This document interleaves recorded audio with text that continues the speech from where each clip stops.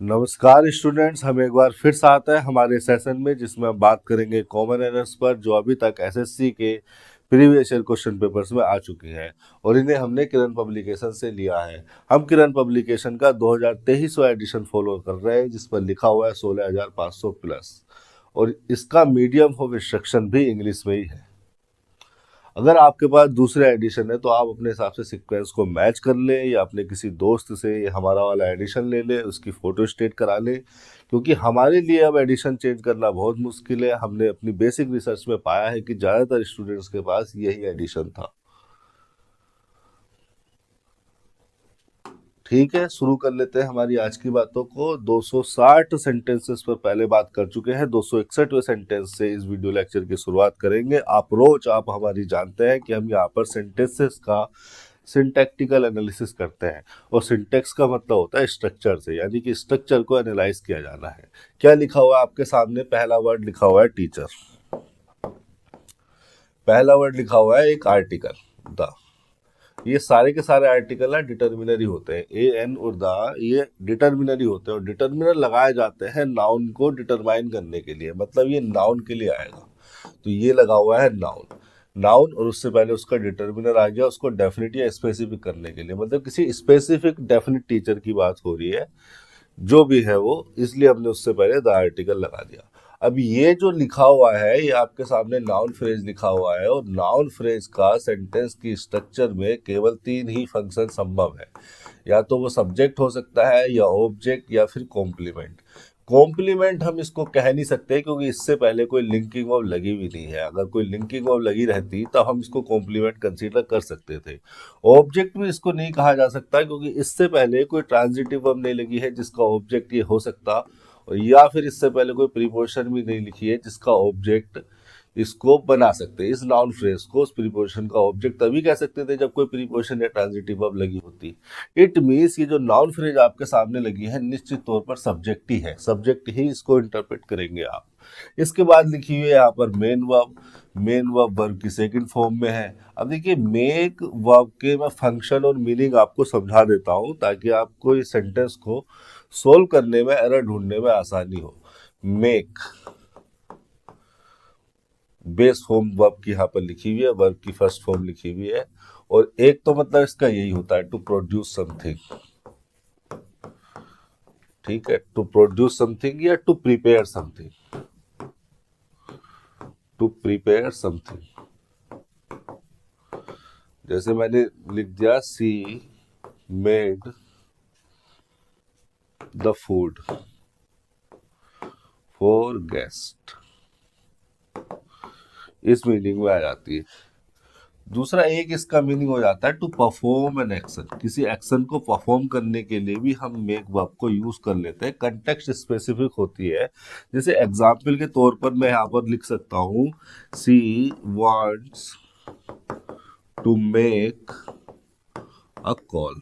तो यहाँ पर मेक ट्रांजिटिव वर्ब है और ट्रांजिटिव वर्ब का ऑब्जेक्ट क्या है? कॉल। अब कॉल को प्रोड्यूस तो किया नहीं गया है, प्रिपेयर तो किया नहीं गया है, यहाँ पर मेक को यूज किया जा रहा है टू परफॉर्म एन एक्शन के मीनिंग को कन्वे करने के लिए। इस तरह के मीनिंग में भी आ जाती है।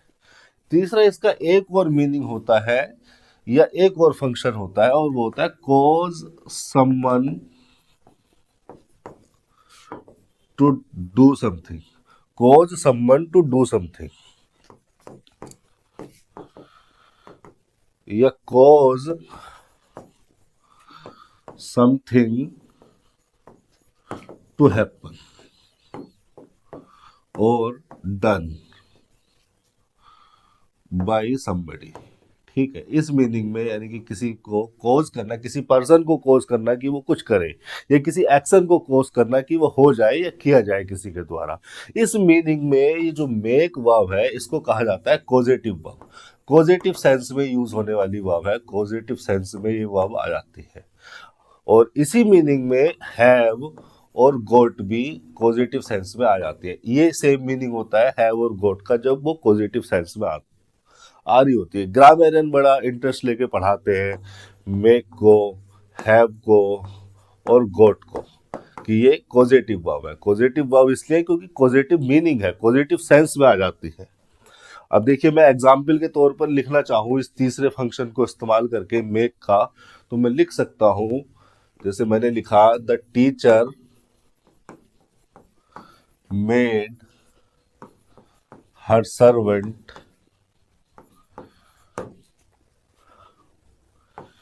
Clean the classroom.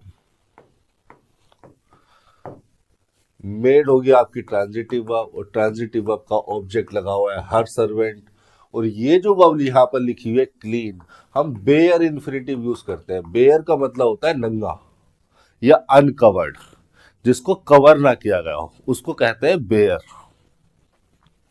मैं यहां पर लिख देता हूं साइड में को, बेयर का मतलब होता है अनकवर्ड, और इसको बेयर इन्फिनिटिव इसलिए बोला जाता है क्योंकि इस पे जो कवर होता है इन्फिनिटिव पे, जो टू इन्फिनिटिव क्या है 2+v1।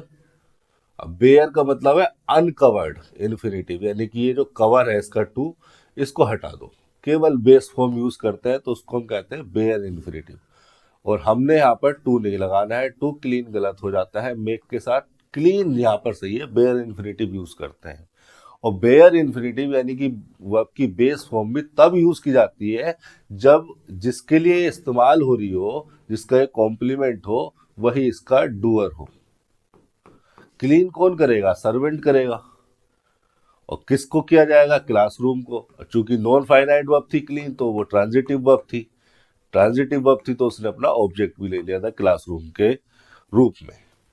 अगर मैं इसी सेंटेंस को इस तरह से लिखना चाहूं, the teacher made the classroom clean by her servant, तो क्या अभी भी ये सही है? नहीं है। मैंने क्या बताया कि ये जो वर्ब लगी हुई है ना, एक तरीके से इसको ऑब्जेक्ट कॉम्प्लीमेंट्री कंसीडर करेंगे आप, ठीक है। हालांकि बेयर इन्फिनिटिव है, वो बात सही है, लेकिन लगाई किसके लिए गई है? इस ऑब्जेक्ट के लिए लगाई गई है, इसके मीनिंग को कंप्लीट करने के लिए लगाई गई है। अब देखो, सर्वेंट तो क्लीन कर सकता था, सर्वेंट क्लीन कर सकता था, तो यहाँ पर तो एक्टिव मीनिंग कन्वे हो रहा था, एक्टिव मीनिंग कन्वे हो रहा था, तो वर्ब की बेस फॉर्म लगा दी हमने, बेयर इन्फिनिटिव लगा दिया। लेकिन यहाँ पर क्लासरूम तो क्लीन करेगा नहीं, क्लासरूम को क्लीन किया जाएगा, और किसके द्वारा किया जाएगा? जिसके द्वारा भी किया जाएगा वो बाई प्रीपोजिशन के बाद उसका डूअर बन के लिखा है, मतलब action done by somebody else का सेंस आ रहा है।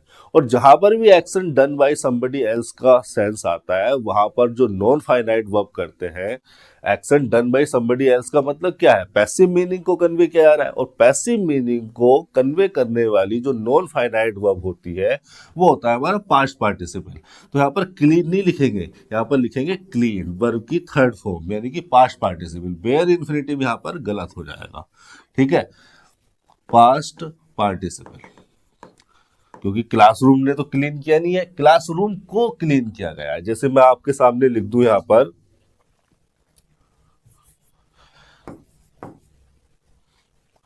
ब्रोकन चेयर्स, ठीक है, चेयर्स हो गया नाउन, ब्रोकन क्या हो गया? वर्ब की थर्ड फॉर्म।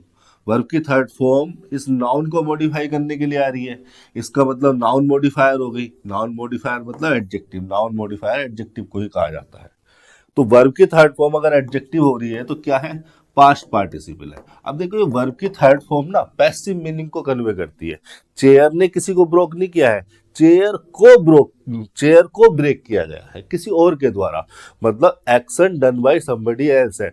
मतलब ब्रोकन जिस नाउन के लिए इस्तेमाल हो रहा है वो नाउन उसका डूअर नहीं है, डूअर कोई और है, कोई भी हो सकता है, यहाँ पर लिखा नहीं है क्योंकि एक फ्रेज है।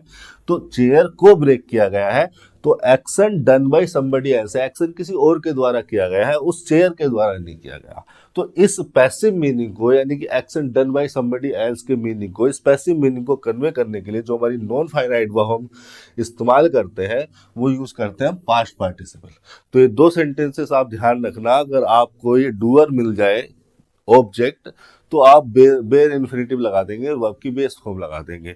और अगर वो ऑब्जेक्ट जिसके लिए ये वर्ब यूज की गई है वो डूअर ना हो, डूअर कोई और हो, तो आप पास्ट पार्टिसिपल लगाकर चलेंगे।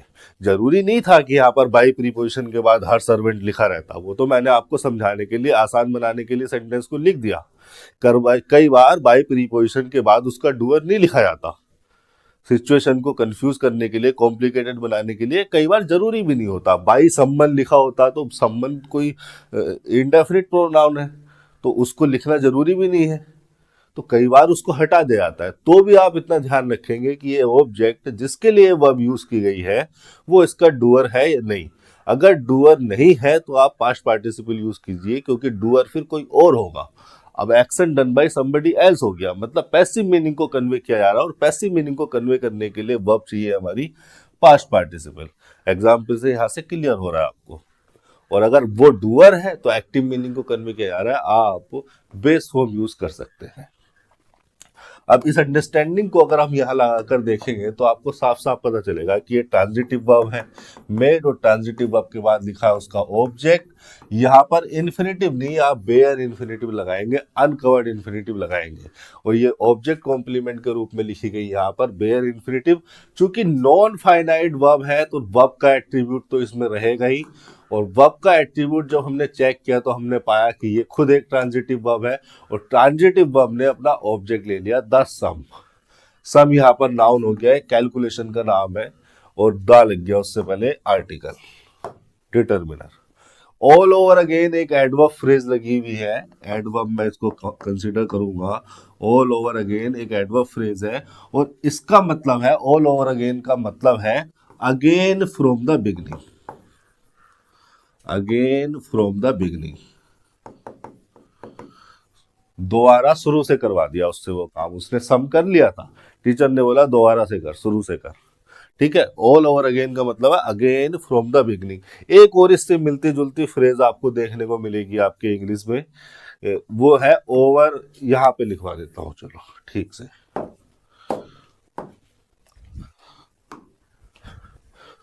क्या है ऑल ओवर अगेन का मीनिंग क्या बताया मैंने? Again from the beginning.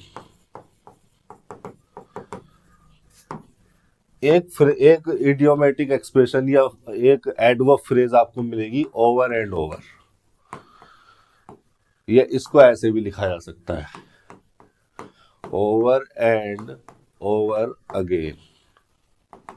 तो इसका मीनिंग क्या है? इसका मीनिंग है हैपनिंग और डन मैनी टाइम्स, या और छोटे शब्दों में लिखूं तो रिपीटेडली या फ्रीक्वेंटली। किसी चीज को दोबारा किया जाए, बार बार किया जाए, रिपीटेडली किया जाए, फ्रीक्वेंटली किया जाए, तो उसको रिफर करने के लिए हम ये दो एडवर्ब लगा सकते हैं, over and over, over and over again. एक ही बात है, ठीक है, एक ही बात है। कहीं पर ये लिखा हुआ मिलेगा आपको, कहीं पर ये लिखा हुआ मिलेगा। अब देखिए, ये थोड़े ना इडियोमेटिक एक्सप्रेशन होते हैं, ये जो एडवर्ब फ्रेजेस होती है इस तरह की, इनका जो यूसेज है, इनका जो मीनिंग है, वही इनको सर्टिफाई करता है। वही जैसे जैसे ये यूज होती है जिस मीनिंग में, उसी मीनिंग में ग्रामेरियन इनको इस्तेमाल करने लगते हैं। इसमें कोई बहुत बड़ी ज़्यादा ग्रामेटिकल कॉन्सेप्ट नहीं है कि इसको ये को कहा जा रहा है, इसको ये को कहा जा रहा है, मीनिंग से आपको पता लग जाएगा। ये हो गया आपका 261वां सेंटेंस।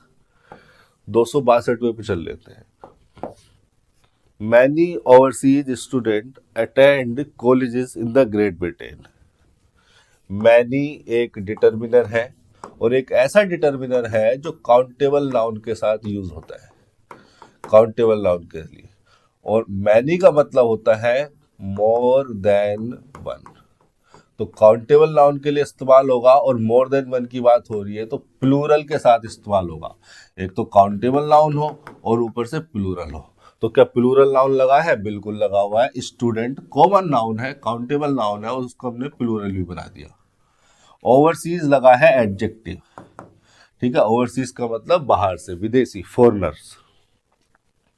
एडजेक्टिव इस नाउन को मॉडिफाई करने के लिए लग गया, मैनी उससे पहले एक डिटर्मिनर लग गया। ये पूरी की पूरी जो हो गई नाउन फ्रेज हो गई, और ये नाउन फ्रेज करेगी आपका सब्जेक्ट का काम, क्योंकि ऑब्जेक्ट हो नहीं सकती, इससे पहले कोई ट्रांजिटिव वर्ब नहीं है।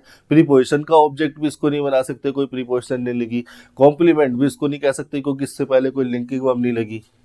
चूंकि स्टूडेंट्स प्लूरल था तो उसके हिसाब से वर्ब भी हमारी ठीक लग गई, मेन वर्ब लगी है बिना, और प्लूरल के हिसाब से सही लगी है, ऐसी है, ये नहीं लगा।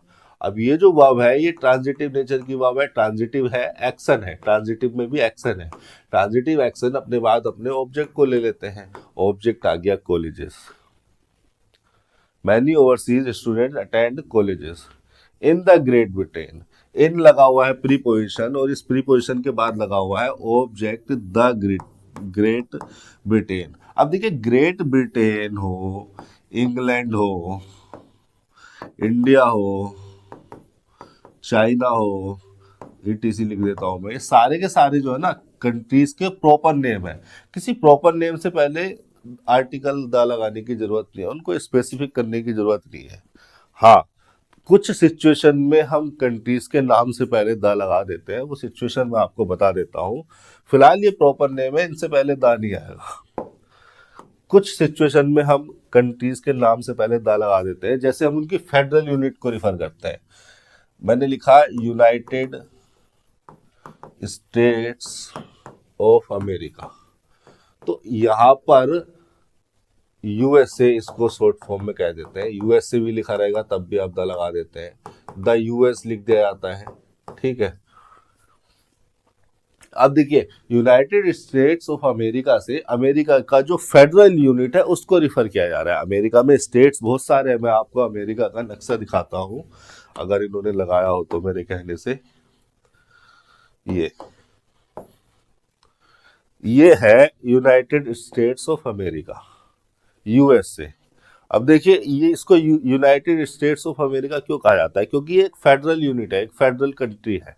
इसमें बहुत सारे स्टेट्स हैं, टेक्सास हो गया, कैलिफोर्निया हो गया, नेवाडा हो गया, मोंटाना हो गया, साउथ डकोटा, नॉर्थ डकोटा, ठीक है, पेंसिल्वेनिया, न्यूयॉर्क हो गया। ये बहुत सारे स्टेट्स की एक यूनियन को कहा जाता है यूनाइटेड स्टेट्स ऑफ अमेरिका। तो यूनाइटेड स्टेट्स ऑफ अमेरिका से हम किसी एक स्पेसिफिक फेडरल यूनिट को रिफर करते हैं, इसीलिए हम उससे पहले द लगा देते हैं। और जहां भी आपको यूनाइटेड वर्ड मिलेगा कंट्रीज के साथ, वहां पर आपको यही कॉम्बिनेशन मिलेगा। जैसे मैं यहाँ पर लिख सकता हूँ यूनाइटेड किंगडम, तो बहुत सारी किंगडम के एक फेडरल स्ट्रक्चर को, एक यूनियन को हम कहते हैं यूनाइटेड किंगडम, तो इनसे पहले द लगा दिया जाता है। द यूनाइटेड अरब एमिरेट्स कर सकते हैं आप, अरब एमिरेट्स कर सकते हैं आप, ठीक है। और भी कोई हो तो उसके, अगर आपको ये इस तरह से फेडरल यूनिट लगी हुई मिले तो आप इससे पहले द आर्टिकल लगाते हैं। पॉलिटिकल यूनिट से पहले द लगा दिया जाता है, जैसे मैं लिखूं यहाँ पर Republic of India, Republic of India. तो रिपब्लिक तो बहुत सारे हैं, हम बात कर रहे हैं इंडिया के पॉलिटिकल यूनिट की, तो हमने अगर ऑफ इंडिया लगा दिया तो हमने वैसे ही रिपब्लिक को स्पेसिफिक कर दिया। भाई रिपब्लिक बहुत सारे हो सकते हैं, पूरी दुनिया में बहुत सारे नेशंस होंगे जिनको रिपब्लिक कहा जाता है, लेकिन यहाँ पर हम बात कर रहे हैं इंडिया के स्पेसिफिक पॉलिटिकल यूनिट की, तो उससे पहले हमने क्या लगा दिया, द आर्टिकल लगा दिया। जैसे चाइना को क्या कहा जाता है, पीपल्स रिपब्लिक ऑफ चाइना, ये कहा जाता है, ये चाइना का पॉलिटिकल नेम है। तो पीपल्स रिपब्लिक में हमने ये बता दिया कि हम चाइना की पॉलिटिकल यूनिट की बात कर रहे हैं, तो इससे पहले भी द आर्टिकल, इनसे पहले द आर्टिकल लगा दिया जाता है, फेडरल यूनिट से पहले द आर्टिकल लगा दिया जाता है। लेकिन आपका जो सेंटेंस लिखा हुआ है उसमें जरूरत नहीं है, ये यहां से दाटेगा, ये इसमें गलती थी। 262 का थर्ड हो गया, 263 वे पे चल लेते हैं। क्या लिखा हुआ है sentence, the teacher as well as the students have gone on an excursion to Ooty during their summer vacation, no error. Teacher देखिए नाउन लगा हुआ है आपके सामने, फिर उससे पहले एक आर्टिकल लगा हुआ है, एक नाउन फ्रेज हो गई। नाउन फ्रेज निश्चित तौर पर यहाँ पर सब्जेक्ट होगी, ऑब्जेक्ट और कॉम्प्लीमेंट हो नहीं सकती, क्योंकि ट्रांजिटिव वर्ब या लिंकिंग वर्ब नहीं है। अभी जो एज वेल एज लगा हुआ है ये एक प्रीपोजिशन है, मल्टी वर्ड प्रीपोजिशन इसको कहा जाता है। अब ये जो प्रीपोजिशन है, इस प्रीपोजिशन के बाद लगा हुआ है इसका ऑब्जेक्ट। तो ये जो प्रीपोजिशनल फ्रेज है पूरी की पूरी, प्रीपोजिशन के बाद उसका ऑब्जेक्ट, ये प्रीपोजिशनल फ्रेज आई किसके लिए है? टीचर के लिए आई है। तो ये जो प्रीपोजिशनल फ्रेज है अगर टीचर नाउन के लिए आई है तो ये तो एडजेक्टिव फ्रेज हो गई। अब एडजेक्टिव का तो कोई फर्क पड़ना नहीं चाहिए वर्ब पे। वर्ब लिखी जाती है सब्जेक्ट के हिसाब से। प्रीपोजिशन का या प्रीपोजिशनल फ्रेज का या उस एडजेक्टिव फ्रेज का वर्ब पर कोई असर नहीं पड़ता। ये एक एडिशनल फ्रेज हो गई, ये एक एडिशनल शब्दों का ग्रुप ऑफ वर्ड्स हो गया जो कि टीचर के बारे में बताने के लिए लगाया गया है। The teacher as well as the students, ये जो प्रीपोजिशनल फ्रेज है एडजेक्टिव फ्रेज का काम कर रही है, इसका कोई फर्क नहीं पड़ेगा वहां पर। सब्जेक्ट तो हमारा टीचर ही है अभी भी, ये तो प्रीपोजिशन का ऑब्जेक्ट हो गया स्टूडेंट, ये सब्जेक्ट में थोड़ी ना इंक्लूड होगा। इतना है हमारा सब्जेक्ट, और ये है हमारा सिंगुलर, और सिंगुलर है तो हमें यहाँ पर हैव नहीं हैज लगानी थी। ठीक है, तो ध्यान रखना यहाँ पर और कोई भी प्रीपोजिशन लगा मिल सकता था, the teacher with the students हो सकता था। ठीक है, और यहाँ पर तो यही दो इसी तरह के प्रीपोजिशन पॉसिबल है। और कोई भी अगर प्रीपोजिशनल फ्रेज आ जाए तो वो जो प्रीपोजिशन होता है यहाँ पर लगा हुआ, उस प्रीपोजिशन का ऑब्जेक्ट होता है ये, और ये ऑब्जेक्ट बन गया इस प्रीपोजिशन का, तो इसका सब्जेक्ट से कोई लेना देना नहीं है। बस हाँ, इसका इतना काम है पूरी फ्रेज का कि इसके बारे में कुछ इन्फॉर्मेशन दे, कुछ मॉडिफाई कर दे इसके बारे में, इसीलिए इसको एडजेक्टिव फ्रेज भी कह देता हूँ मैं। द टीचर हैव नहीं होगा, हैज हो जाएगा। हैज के साथ वर्ब की थर्ड फॉर्म लगा दी, हैज यहाँ पर हेल्पिंग वर्ब थी, वर्ब की थर्ड फॉर्म जो है हमारी वो मेन वर्ब है, और मेन वर्ब है हमारी एक्शन नेचर की, और एक्शन में भी कैसा है? इंट्रांजिटिव एक्शन है। इंट्रांजिटिव वर्ब है तो अपने बाद ऑब्जेक्ट तो लेगी नहीं, लेकिन अगर किसी नाउन को लिखना है तो हमें प्रीपोजिशन लगा के लिखना पड़ता है, और प्रीपोजिशन लगाते हैं फंक्शन और मीनिंग के हिसाब से कि हमें क्या फंक्शन चाहिए और किस मीनिंग को हमें कन्वे करना है। देखिए, प्रीपोजिशन लगाए जाते हैं अपने बाद लिखे जाने वाले किसी ऑब्जेक्ट को, जो कि कोई नाउन या प्रोनाउन ही होता है, इस सिचुएशन में नाउन है, उस नाउन को सेंटेंस के किसी भाग से जोड़ने के लिए। तो यहाँ प्रीपोजिशन ने अपने बाद लिखे हुए इस एन एक्सकर्जन को, जो कि एक नाउन है, जो कि इसका ऑब्जेक्ट कहा जाता है, इस नाउन को जोड़ दिया गोन से। तो ये जो प्रीपोजिशनल फ्रेज है ये क्या हो गई? चूंकि गोन के मीनिंग से जोड़ रही है, गोन क्या है? एक वर्ब है, ये हो गई एक एडवर्ब। चूंकि ये ऑन एन एक्सकर्जन इस वर्ब के लिए आई है, वर्ब के मीनिंग में कुछ मॉडिफिकेशन के लिए आई है, वर्ब के मीनिंग में कुछ ऐड कर रही है, तो हम इसको कहेंगे एडवर्ब। कोई भी वर्ड, कोई भी फ्रेज, कोई भी क्लोज अगर वर्ब के मीनिंग को मॉडिफाई करने के लिए आती है, वर्ब के लिए लगाई जाती है, तो उसको कहा जाता है एडवर्ब। ठीक है, ये जो इतनी बात लगी है यहाँ पर, एडवर्ब लगी हुई है। अब देखो एक्सकर्जन का मतलब क्या है? एक्सकर्जन का मतलब है a short journey usually made for pleasure, often by a group of people।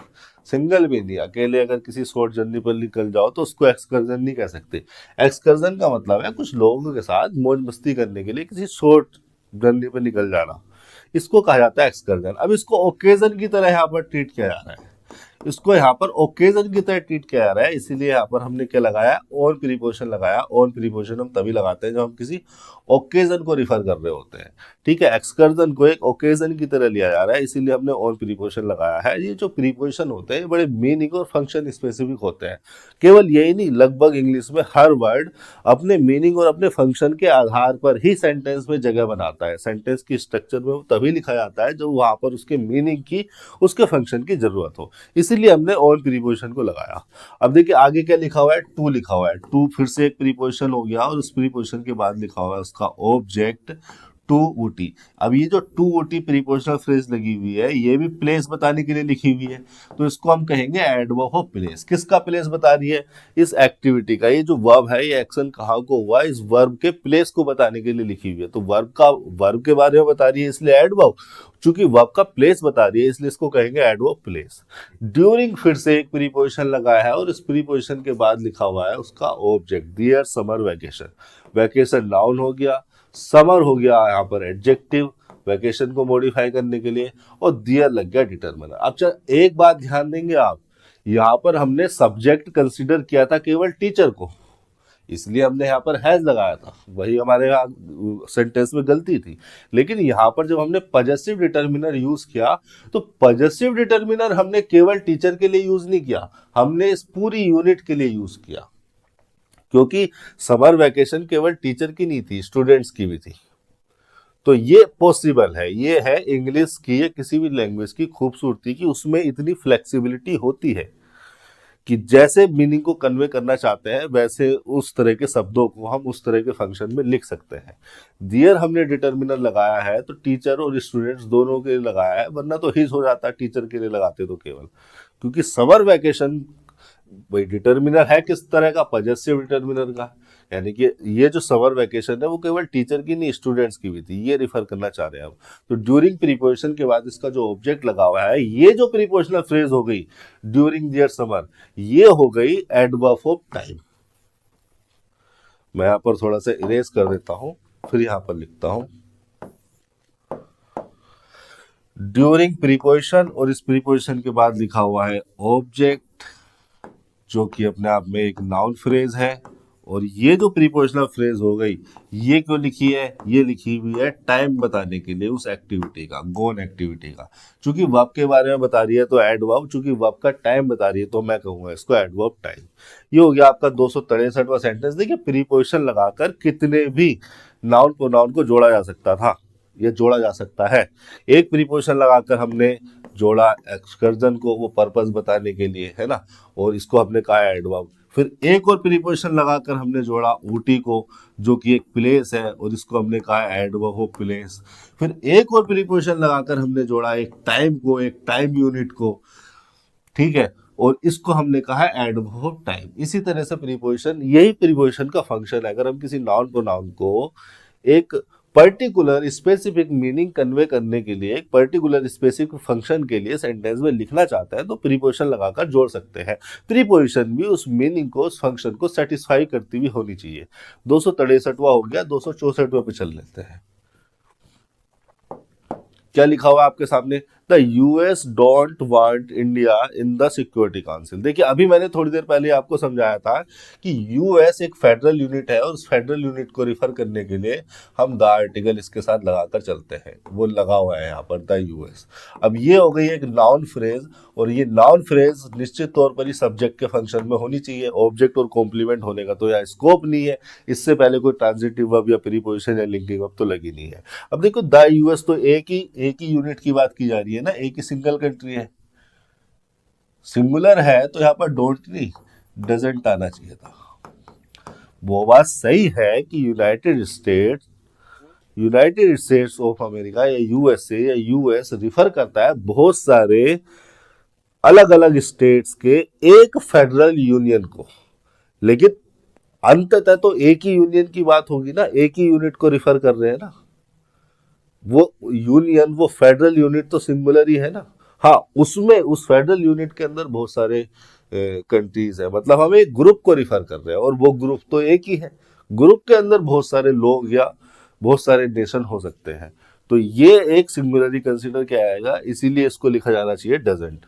Want यहाँ पर मेन वर्ब हो गई, और ये जो मेन वर्ब है ये भी एक्शन नेचर की है, और एक्शन नेचर की है तो ट्रांजिटिव वर्ब है, और ट्रांजिटिव वर्ब के बाद लिखा जाएगा उसका ऑब्जेक्ट। फिर देखिए कंट्री का नाम आ गया, हमारी नेशन का, हमारी कंट्री का नाम आ गया, और ये तो एक प्रॉपर नेम है, इससे पहले कोई भी आर्टिकल दे या कुछ ए एन या दा कुछ भी लगाने की जरूरत नहीं है।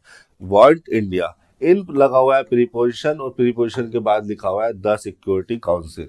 देखिए द सिक्योरिटी काउंसिल एक ऑर्गेनाइजेशन है, और ऑर्गेनाइजेशन जब इस नेचर की हो कि वो बहुत सारी पॉसिबल हो, काउंसिल बहुत सारी हो सकती है, काउंसिल बहुत सारी संभव है, अलग अलग नेशन में अलग अलग चीजों के लिए काउंसिल बनाई गई है। इंटरनेशनल लेवल पे भी सैकड़ों तरह की काउंसिल है, लेकिन हम बात कर रहे हैं सिक्योरिटी काउंसिल की। तो इस सिचुएशन में जब बहुत सारी काउंसिल, बहुत सारी ऑर्गेनाइजेशन पॉसिबल हो, लेकिन हम किसी एक स्पेसिफिक काउंसिल को रिफर करना चाह रहे हो, तो हम द आर्टिकल को लगाकर चलते हैं, ठीक है। In the security council, security council मेरे ख्याल से यूनाइटेड नेशन की एक एजेंसी है, उसकी बात की जा रही है। ये 264वां सेंटेंस हो गया, यहाँ पर ये गलती थी, और अब चल लेते हैं 265वें सेंटेंस पर। 265 ये लिखा हुआ है आपके सामने, the cruel lady made her stepdaughter to do all the household chores. इस कॉन्सेप्ट को मैंने अभी पहले सेंटेंस में समझाया था, ठीक है। अब उतना टाइम नहीं लगाएंगे, लेकिन इसको फटाफट जल्दी करते हुए चलेंगे। लेडी हो गया नाउन, क्रूअल हो गया इस लेडी के लिए एडजेक्टिव, और द लग गया एक आर्टिकल जो कि एक डिटर्मिनर है इस नाउन को डिटरमाइन करने के लिए। ये जो पूरी की पूरी नाउन फ्रेज लिखी हुई है, इस नाउन फ्रेज को कहूंगा सब्जेक्ट में, क्योंकि ऑब्जेक्ट कहने के लिए इससे पहले कोई ट्रांजिटिव वर्ब नहीं है, प्रीपोजिशन नहीं है, और लिंकिंग वर्ब भी नहीं लगी जो कॉम्प्लीमेंट इसको कह सके। मेड यहाँ पर वर्ब की सेकंड फॉर्म लगी है, मेन वर्ब है। मेड के फंक्शन मैंने अभी आपको समझाए थे, मीनिंग मैंने अभी आपको थोड़ी देर पहले बताया था, एक बार इसको फटाफट से देख लेते हैं। मेक के एक मीनिंग तो यही पॉसिबल है, टू प्रोड्यूस समथिंग या टू प्रिपेयर समथिंग, जैसे मैंने लिख दिया she made the food for guest. एक मीनिंग ये पॉसिबल है, टू परफॉर्म एन एक्शन, जैसे she wants to make a call. एक कॉल एक एक्शन है, एक एक्टिविटी को रिफर कर रहा है, तो परफॉर्म एन एक्शन के मीनिंग को भी मेक वर्ब कन्वे कर देती है। इसके अलावा मेक का एक मीनिंग ये है कि वो पॉजिटिव सेंस में यूज हो जाती है, पॉजिटिव फंक्शन में आ जाती है, और इस सिचुएशन में मैंने आपको बताया था कि यहाँ पर हम बेयर इन्फिनेटिव लगाते हैं अगर वो ऑब्जेक्ट जिसके लिए ये वर्ब यूज हो रही है वो इसका डूअर हो तो। और पैसिव मीनिंग को कन्वे करने के लिए, यानी कि action done by somebody else का मीनिंग अगर आ रहा हो, मतलब वो जो ऑब्जेक्ट है जिसके लिए वर्ब लगाई गई है वो ऑब्जेक्ट इसका डूअर ना हो, डूअर कोई और हो, action done by somebody else हो, तो हम पास्ट पार्टिसिपल लगाते हैं, क्योंकि पास्ट पार्टिसिपल ही एक ऐसी नॉन फाइनाइट वर्ब है जो पैसिव मीनिंग को कन्वे कर देती है। इतनी बात मैंने आपको बताई थी। अब इस अंडरस्टैंडिंग को यहाँ पर लगाकर देखो तो जरा, हर स्टेप डॉटर क्या है, इसका इस ट्रांजिटिव वर्ब का ऑब्जेक्ट है हर स्टेप डॉटर, जो कि एक पर्सन है। डॉटर नाउन हो गया, स्टेप देखिए स्टेप डॉटर ये पूरी एक यूनिट इस्तेमाल होती है, यहाँ पर ये इस तरह का डैश लगा रहता है। कई बार एग्जामिनर या कुछ लोग लिखते हैं सेंटेंस को तो इस डैश को हटा देते हैं, लेकिन डॉटर नाउन होता है इस यूनिट में, और स्टेप होता है एडजेक्टिव, ठीक है।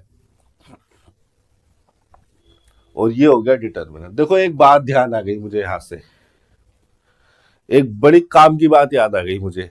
मैंने मैंने एक बार मेरे स्टूडेंट से पूछा कि ठीक है, डॉटर का मतलब आप जानते हैं, स्टेप का मतलब आप जानते हैं कि स्टेप का मतलब क्या होता है। ये लिखा मैंने डॉटर, मैं आपसे पूछूं डॉटर का मतलब क्या है तो आप बता देंगे।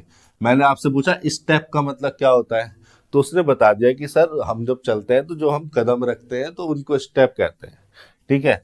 एक स्टेप, दो, तीन, चार, पांच स्टेप। लेकिन स्टेप डॉटर का क्या मतलब हो गया, मतलब एक कदम, एक दो कदम आगे रख के जो डॉटर की उसको स्टेप डॉटर कह रहे हैं? नहीं, ये तो सार्कास्टिक वे में कह दिया मैंने, ऐसा कुछ नहीं है। ये जो स्टेप वर्ड है ना, ये डॉटर के साथ, सन के साथ या फादर या मदर के साथ लगाया जाता है, इसलिए क्योंकि स्टेप का मीनिंग यहाँ पर कुछ और है। स्टेप लिया गया है स्टेप ऑन से, या मेरे ख्याल से स्टेपियो एक वर्ड होता था, और स्टेपियोन या स्टेपियो इस वर्ड का मीनिंग होता था, ग्रीक या लैटिन भाषा का कोई शब्द रहा होगा ये, इसका मतलब होता था ऑर्फन। तो वो बच्चे जो अनाथ हो जाते थे, उनका कोई एक मदर या फादर ऑफ हो जाता था, उनको स्टैपियोन कहा जाता था, स्टैपियो कह दिया जाता था, ऑर्फन कंसीडर किया जाता था। और उनका कोई भी एक जो सिंगल पेरेंट बचा है, दूसरा वाला तो चला गया, तो वो जो सिंगल पेरेंट बचा है वो अगर दूसरी शादी कर लेता था तो उनको कहा जाता था स्टेप डॉटर या स्टेप सन, स्टेप फादर या स्टेप मदर। तो यहाँ पर स्टेप का मीनिंग ये कदम से नहीं होता, ठीक है, ये मूवमेंट से नहीं होता, यहाँ पर स्टेप का मतलब होता है ऑर्फन से। अब ये धीरे धीरे बदल के इस फॉर्म में आ गया। शब्दों के जो मीनिंग है, जो यूसेज है, वो समय के हिसाब से बदलते रहते हैं। भाई शब्दों को बनाने वाले लोग ही तो हैं, समाज ही तो है। पीपल इन्वेंट करते हैं लैंग्वेज को, शब्दों को, शब्दों के मीनिंग को, जैसे जैसे वो यूज करते रहते हैं तो उनके मीनिंग भी समय समय के हिसाब से बदलते रहते हैं। इतनी बात ध्यान रखेंगे यहाँ पर, हर स्टेप डॉटर ये इस तरह से सिंगल यूनिट लिखा होता है। सिंगल यूनिट नहीं लिखी है तो भी कोई प्रॉब्लम नहीं है, ये नाउन हो गया और ये एडजेक्टिव हो गया, हर लग गया डिटर्मिनर। ये पूरी की पूरी जो नाउन फ्रेज यहाँ पर हो रही है, ये नाउन फ्रेज हो रही है ट्रांजिटिव वर्ब का ऑब्जेक्ट। अब आगे लिखा हुआ है फिर से आपके एक इन्फिनिटिव टू डू। इन्फिनेटिव लगाने की तो जरूरत ही नहीं है, बेयर इन्फिनेटिव आएगा या पास्ट पार्टिसिपल आएगा, दो ऑप्शन है आपके पास, या तो बेयर इन्फिनेटिव लगाओगे आप यानी कि डू, या फिर पास्ट पार्टिसिपल लगाओगे आप यानी कि डन। तो आप कौन सा वाला लगाना प्रीफर करेंगे, कौन सा अप्रोप्रिएट है यहाँ पर? इसके लिए आपको देखना पड़ेगा कि जिसके लिए ये वर्ब आई है वो इसका डूअर है या नहीं। तो स्टेप डॉटर ही इसका डूअर है, ठीक है, काम करने वाला जो है, to do all the household chores जो भी ये लिखा है, इसका स्टेप डॉटर तो डूअर है। डूअर है मतलब एक्टिव मीनिंग को कन्वे किया जा रहा है, मतलब बेयर इन्फिनिटिव यानी कि डू हमें लगाना पड़ेगा, डन का कोई सेंस नहीं बन रहा। अब जब डू को चेक किया हमने, टू तो हटा दिया हमने, काट दिया, डू को जब हमने चेक किया तो वो एक नॉन फाइनाइट वर्ब है, नॉन फाइनाइट वर्ब है तो वर्ब के एट्रीब्यूट को लेकर चलेगी। वर्ब के एट्रीब्यूट जब चेक किए तो हमने पाया कि ट्रांजिटिव नेचर की वर्ब है, और ट्रांजिटिव नेचर की वर्ब है तो अपने बाद अपना ऑब्जेक्ट लेगी। ये लिखा हुआ है उसका ऑब्जेक्ट। कोर्स एक नाउन हो गया, कोर्स एक नाउन हो गया, हाउस होल्ड मतलब रिलेटेड टू हाउस वर्क, घर में जितने भी काम होते हैं। हाउस होल्ड यानी कि एडजेक्टिव हो गया, और दा लग गया एक आर्टिकल, इसको मॉडिफाई करने के लिए, इसको इसके बारे में इसको डिटरमाइन करने के लिए ऑल एक और डिटर्मिनर लगा है। कॉम्बिनेशन यही रहता है, देखिए एक नाउन के लिए एक से ज्यादा एडजेक्टिव या डिटर्मिनर आ सकते हैं, लेकिन उनका ऑर्डर सही होना चाहिए। इस ऑर्डर के बारे में मैं डिटेल में बात करूंगा जब मैं डिटर्मिनर चैप्टर को डिस्कस करूंगा, लेकिन फिलहाल इतना जानिए कि अगर ऑल लिखा हुआ है तो ऑल बाकी के सारे डिटर्मिनर से पहले आ जाता है, पूरी यूनिट से पहले आ जाता है। ये एक डिटर्मिनर हो गया। और अगर काउंटेबल नाउन के लिए आया है, काउंटेबल नाउन के लिए आया है, तो उस नाउन को हम क्या कर देंगे, प्लूरल कर देंगे। काउंटेबल नाउन के लिए अनकाउंटेबल के लिए भी आ सकता है, ऑल वाटर लिख सकते हो आप, ऑल इंफॉर्मेशन, ऑल वर्क लिख सकते हो आप, लेकिन अगर काउंटेबल नाउन के लिए आ रहा है तो उस काउंटेबल नाउन को हमें प्लूरल रखना पड़ेगा, कि ऑल का मतलब निश्चित तौर पर ही मोर देन वन तो हो गई, ठीक है। और ये सबसे पहले आ जाएगा, द आर्टिकल इसके बाद आ गया, इसको यहाँ पर ये नाउन हो गया और ये हो गया एडजेक्टिव। ये पूरी की पूरी नाउन फ्रेज हो गई इस ट्रांजिटिव वर्ब डू का ऑब्जेक्ट। अब देखिए कोर का मतलब क्या होता है, CHORE, इसका मतलब होता है